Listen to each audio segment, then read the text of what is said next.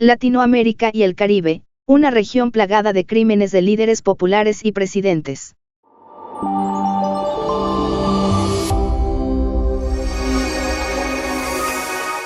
Me encanta saludarte a través de Si Te Vende, en donde estamos buscando mantener nuestra calidad de medio disruptivo, independiente, alternativo, incluyente e irreverente, para informarte mediante una forma totalmente diferente para que puedas expresarte libremente sin censura en el casillero de los comentarios de este video. Por favor, hazlo. De lo contrario, el esfuerzo que estamos haciendo con tanto cariño y limitantes de nada va a servir.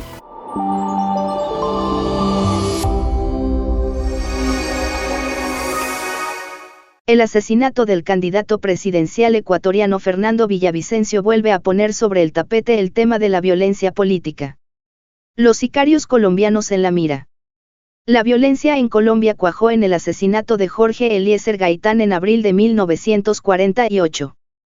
La historia política de América Latina y el Caribe está manchada de sangre.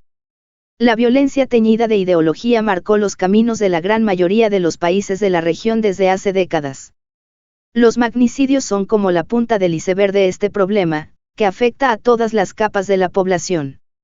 El asesinato del candidato presidencial Fernando Villavicencio en Ecuador es el enésimo ejemplo de esta dolorosa tradición, que también tuvo ecos recientes en Haití y Colombia, entre otros países vecinos. En el caso ecuatoriano, la investigación avanza con la detención de un grupo de colombianos. Villavicencio proponía una agenda sobre la seguridad y la lucha contra el narcotráfico basada en la militarización del país y de mano dura contra el crimen organizado. En las últimas semanas había denunciado amenazas del cartel mexicano de Sinaloa. El candidato había crecido ante la opinión pública por sus denuncias contra el expresidente de izquierda Rafael Correa, condenado en ausencia por corrupción y líder de la agrupación política que hoy lidera la intención de voto en las presidenciales del próximo domingo, en las que Villavicencio marchaba segundo, según algunas encuestas. El crimen había sido precedido por el asesinato del candidato a la Asamblea Nacional de Ecuador Raider Sánchez, y del alcalde de la ciudad portuaria de Manta, Agustín Itriago, ambos cometidos en el mes de julio, una señal clara del auge de la violencia impune en el país. Colombianos en Haití. La muerte de Villavicencio remite irremediablemente al magnicidio del presidente electo haitiano Jovenel Moïse, cometido el 7 de julio de 2021 en la misma residencia presidencial. En medio de una crisis de seguridad que tiene a Haití paralizado desde hace meses, si no años, con grupos armados expandiendo su control territorial, el político fue asesinado en su propia casa a manos de una banda de sicarios colombianos. Según una investigación del periódico estadounidense The New York Times, el asesinato sucedió mientras Moïse preparaba una lista de políticos y empresarios involucrados en el narcotráfico para ponerlo a disposición de los Estados Unidos. 2 años después, el proceso judicial está estancado, a pesar de la detención de los autores materiales del homicidio, sigue sin esclarecerse la motivación detrás del asesinato de Moïse ni la identidad de sus responsables. Los paralelismos entre el caso de Haití y Ecuador quedan resaltados por el hecho de que las redes del crimen organizado cada vez más transnacionales, capaces de operar en cualquier lugar contratando mano de obra sicarios. Lo que hay en Colombia es una industria del crimen que está fermentada desde hace mucho tiempo, desde la época de los carteles de la droga en los 80 y a esa industria del crimen llegó a mucha gente, dijo a la agencia de noticias F. Jorge Iván Cuervo, investigador de la Universidad Externado de Colombia. En la medida en que el narcotráfico es un fenómeno transnacional, esa mano de obra colombiana, que creció en la industria del crimen, fue útil y efectiva para la expansión del crimen organizado en otras regiones, agregó. El país del magnicidio. La industria colombiana del crimen, donde se mezclan grupos de crimen organizado hasta representantes de la fuerza pública, guerrillas y organizaciones paramilitares, se cobró la vida de un sinfín de personas vinculadas a la actividad política. Los magnicidios son la cara visible y sonada de un conflicto armado de raíces profundas que dejó casi 2 millones de víctimas de asesinatos o desaparición forzada y que hoy en día sigue, bajo distintas dinámicas, impactando la cotidianidad de gran parte de la población colombiana.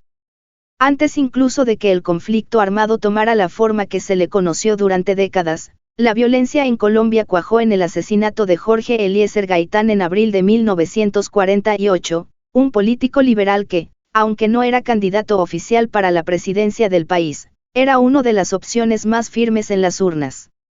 El crimen de Gaitán desató el Bogotazo, la pueblada que le sucedió. Y tras ella surgieron la guerrilla de las FARC, el bandidaje narco y los paramilitares. En octubre de 1987, Jaime Pardo Leal, candidato presidencial por la Unión Patriótica, AP, partido que buscaba llevar a la arena política las propuestas de la ahora extinta guerrilla de las FARC, cayó muerto ante una lluvia de balas mientras regresaba a Bogotá con su familia. Previamente había denunciado varias veces ante las cámaras que los grupos paramilitares lo iban a matar por su activismo, una amenaza que se cumplió para él y otros de sus compañeros. La historia se repitió con el magnicidio en 1989 de Luis Carlos Galán, candidato por el Partido Liberal a las elecciones presidenciales de 1990, a manos de un gatillero contratado por los narcotraficantes Pablo Escobar y Gonzalo Rodríguez Gacha con el apoyo de uniformados retirados. El político se destacaba precisamente por una agenda social y una lucha clara contra el narcotráfico y los grupos armados. Esas elecciones fueron un baño de sangre. Asesinaron también a Bernardo Jaramillo Ace y a Carlos Pizarro León Gómez. Ace era el candidato de la AP y Pizarro la cara del acuerdo de paz y de la desmovilización de la guerrilla del M-19, congelados tras el crimen. Más de 5.700 integrantes de la Unión Patriótica fueron asesinados en una década, en un genocidio político sin precedentes que en Colombia es calificado de exterminio. A enero de este año, al menos 355 excombatientes de las FARC fueron asesinados desde la firma del acuerdo de paz en noviembre de 2016, según un informe de la misión de verificación de la ONU en Colombia. México, violencia que no cesa. Otro país con una historia marcada por la violencia es México. Su magnicidio más sonoro fue el del candidato presidencial del Partido Revolucionario Institucional, PRI, Luis Donaldo Colosio en marzo de 1994. Los motivos del asesinato son poco claros. Se encarceló a Mario Aburto, quien confesó ser autor del crimen. Sin embargo, en julio de 2022 la Fiscalía reabrió su caso después de haber recolectado evidencias de que la investigación podría haber sido irregular. La Comisión Nacional de Derechos Humanos, CNDH, ya había pedido que se repasara el caso, después de denunciar que Aburto había sido torturado por agentes de la fuerza pública para conseguir su confesión. La violencia contra políticos en México no es algo del pasado. En las elecciones federales del país en 2021, se registraron 169 ataques violentos contra campañas, con 143 víctimas mortales entre militantes, activistas y trabajadores de las candidaturas. Entre ellas, 27 personas eran candidatas a posiciones de la política local. Todo esto sin contar los más de 150 periodistas asesinados desde el año 2000, una función básica para el debate político público. También dictadores. Centroamérica también fue escenario de asesinatos a sus líderes políticos. En 1955 ocurrió el de José Antonio Remón Cantera, el primer militar en asumir la presidencia de Panamá. Las investigaciones apuntaron a que se trató de un complot del vicepresidente José Ramón Guisado, aunque revisiones posteriores muestran que la trama completa se desconoce. En la vecina Guatemala, 2 años después, murió asesinado en la casa presidencial el general Carlos Castillo Armas, que devolvió a la estadounidense United Fruit Company las tierras expropiadas. Anastasio Somoza García y su homónimo Anastasio Somoza de Baile, que gobernaron Nicaragua durante décadas en beneficio de las élites económicas y bajo patrocinio de Washington, fueron muertos de modo violento. El primero en 1956 por un atentado y el segundo en Paraguay en 1980, tras ser derrocado por la guerrilla sandinista.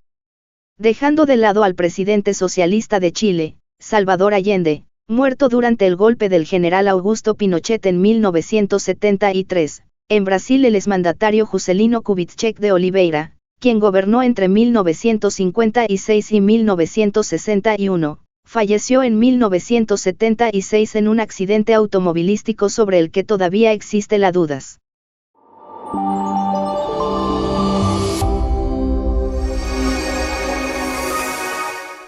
Como bien sabes, yo soy Rafael Sosa y junto contigo estamos haciendo una comunidad cada vez más proactiva que se fortalece a través de tus valiosísimas aportaciones que nos brindas. Por favor, suscríbete si aún no lo estás, activa la campanita, déjanos tu like y te reto a que compartas este video a por lo menos 10 personas. Con eso nos ayudas muchísimo. Además de obsequiarnos tu especial cariño y gratitud usando el icono con el corazón y signo de pesos que se encuentra abajo de este y todos los videos, con lo que nos impulsarás para mejorar sustancialmente este contenido. Estamos abiertos a tus denuncias públicas. Coméntanos qué temas te gustaría que tratemos. Un fuerte abrazo.